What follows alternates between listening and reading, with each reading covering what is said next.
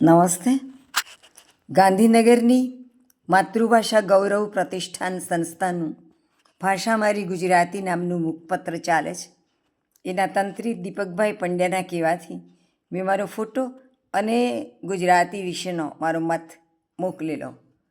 તો એના મુખપૃષ્ઠ ઉપર છપાયેલો છે. તો કદાચ ઝીણા અક્ષર ન ઉકલી શકે એમ સમજીને હું વાંચી દઉં. એ કામનો લેખ છે. એમાંની ઘણી વાતો આપણને લાગુ પડે છે. મારી ભાષાનું મને ગૌરવ. જય મા માતૃભાષા માતૃભૂમિ, તવ ચરણ કમલ રઉ ચૂમી. જેને જેને ગૌરવ નહીં આ ત્રણનું, તે માનવ નહીં પણ કૃમિ.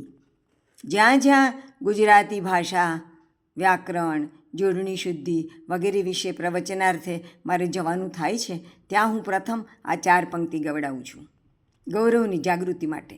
મેં ઘણે સ્થળે જોઈને જાણ્યું છે કે ગુજરાતી અક્ષરો ઉપરની લીટીને અડાડીને લખાય એવું પણ તેઓ જાણતા નથી. સંસ્કૃતમાં પોતે બહુ પ્રવીણ છે તેવું સમજતી વ્યક્તિ પણ અંગને બદલે અંગને ઓળખતી નથી. એનો ઉચ્ચાર એ ડ કરે છે ત્યારે મને દુઃખ લાગે છે. ગંગા, સંઘ, શંખ વગેરેમાં ક વર્ગનો અનુનાસિક ગનો ઉચ્ચાર થાય છે તેવું તે વ્યક્તિઓ જાણતી નથી. ચ વર્ગના અનુનાસિક યને પણ તેઓ ઓળખતી નથી. કક્કાનો સળંગ ક્રમ કોઈ જાણતું નથી. શ, સ નો ભેદ કોઈ સમજતું નથી.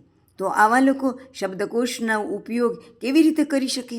અરે રે, શિક્ષક રજા ચિઠ્ઠી લખે છે તેમાં 9-10 જોડણી ભૂલો હોય છે.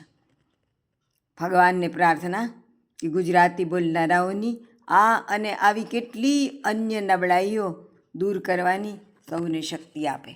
Thank you.